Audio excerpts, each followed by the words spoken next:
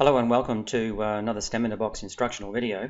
Today we're going to show you how to check the inputs and outputs of ebot using mblock Scratch using our blocks. It's presumed that you have the ebot firmware installed using the ebot app and the robot's on and the USB cable is plugged in.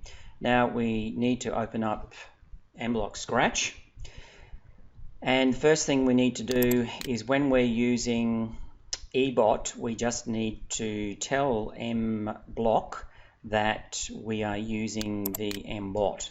That's the way we've programmed it to work. Now you should have already installed our extensions. I'm going to use the ebot Junior today, so I'm going to hide the Pro extensions. But they are our Junior and our ebot Pro extensions that we've already installed. Now you need to use those as well. Okay, the second thing is we need to connect the serial port, COM68.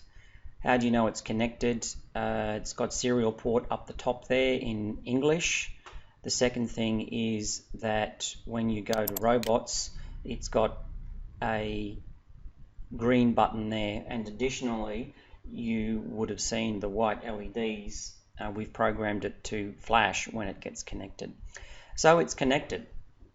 So our goal here is to do what we did in ebot app. If you've tested ebot in ebot app, just to check that all of our inputs and outputs are working, motors, claws, LEDs, all that sort of thing. Excellent, and we're going to do that in tethered mode, and that is via the USB cable.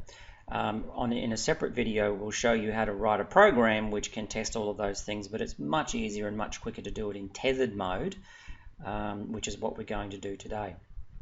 So the first thing in mblock Scratch, you've got your Scratch animation window there. You've got all of your programming blocks in the middle here. You've got your programming tabs up the top in the middle, and over on the right hand side you have the programming window. Great, so to be able to test our inputs, we are going to need a variable so that we can throw the values of our sensors into that variable. So if you go to data and blocks, make a variable. Let's make one left hand side light. Let's make another one right hand side light. Let's make another one distance. Now this is the Junior that we're using here, so we've only got one ultrasonic sensor. What else do we have? We have X joystick, and we will have the Y joystick, and we will have the fire button. Now that is they're the inputs that we have, all the sensors. Okay, so we've created our variables, and you can see those variables and the values of those variables over in the animation window on the left there. Great, so what we're going to do now is we're going to drag the set, which is basically the block that we use to set a variable to the value of some type of sensor. So we're going to drag one for each. So we've got 1, 2, 3, 4, 5, 6. So we'll drag 6 across. So 1, 2, 3, 4, 5, 6. Excellent. So now we'll make the first one left hand light, the second one right hand light, the third one will be distance, the fourth one we will make X joystick, next one will be Y joystick, and the next one will be the fire button.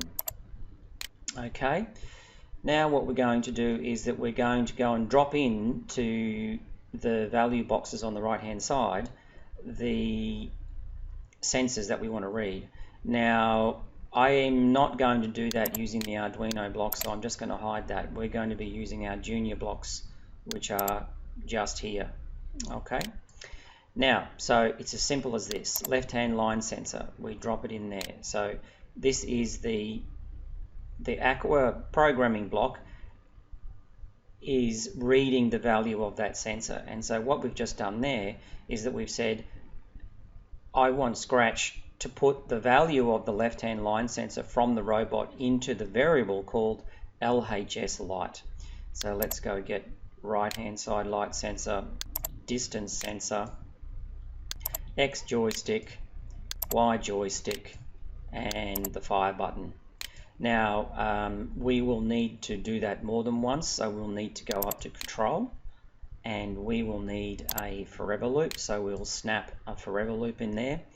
And if we want to slow it down just a little bit, we could possibly put a 0.2 second delay in there. Would be useful just to slow it down. You don't have to do that. Okay, so we want to do that in tethered mode. Now, tethered mode means that the code does not compile into Arduino code and then machine code and then go on to the chip. What happens is the code actually executes on your PC and just communicates to our firmware on the robot. Okay, so you need to be aware that there's two ways to communicate to the robot: compiled mode and tethered mode, and we are using tethered mode right now. Okay, so all you need to do is you can simply click the forever loop and it will go glowy. Now when it goes glowy, it's got a halo, like a yellowish halo around the code. It means that it is executing on the PC and communicating with the robot. Okay, now you can see that we've got values there for left-hand light, right-hand light, and distance and joystick. So now we're just going to manipulate them. So what I'm going to do now is pick the robot up. So I'm going to put something black underneath there. Excellent. So now you can see both the left-hand and right-hand light sensors have gone way down to 10. Take it away and they go up to nearly over 100, and turn the robot upside down so it's getting more light and goes up even more. Excellent. So the light sensor is clearly working. Now we're going to look at the Sonar Sensor, ultrasonic. So I'm going to put something in front of it and it goes all the way down to 3. Take it off and it goes up to 37. So it's clearly working. Now we're going to turn the robot around and we're going to have a look at the joystick. So when I push the joystick to the left, I should get -100 for X, which I do. In the center, X and Y should be 0, 0. That's the way we've programmed it for you. Push the joystick to the right and you'll get +100 in the X. Go down and I will get -100 for the Y, and then go up and I will get +100. So it's the same as the number line. Up and to the right is positive, to the left and down is negative. It's exactly the same as the number line, Cartesian coordinates. Great, so let's have a look at the fire button. So if I depress the joystick, it goes to 1. If I let go, it goes to 0. So that's all of my inputs. They have all been tested successfully. And the purpose of this is not just to test the functioning, that they work, but it is also for you to get a handle on what are their sort of normal values. So to summarize, the normal values that we were getting for the light sensors underneath the robot, something very dark was about 10, under 50. Something reasonably whitish we were getting on that vinyl there was about 250, I think. And then if you point it towards a bright light source, or you turn the intensity of the LEDs up, the maximum value of the LED of the light sensors is about 600 to 700. The distance sensor was working perfectly, although sometimes when you get really, really close to the distance sensor, closer than 3 centimeters, it'll give you odd values. Additionally, the distance sensor will give you an occasional 0 value, or it'll say 0 when it can't see anything, and it's very, very occasionally, but it does happen from time to time. And the joystick follows the Cartesian coordinates, the number line, so that X goes from negative 100 on the left to positive 100 on the right, and the up and down was positive 100 for Y up and negative 100 for Y down. So the joystick was working perfectly, and the fire button on the joystick is 0 when it's not pressed and 1 when it is pressed, which is the way that a digital signal works, is that no voltage or open is 0, and 5 volts or on is considered 1.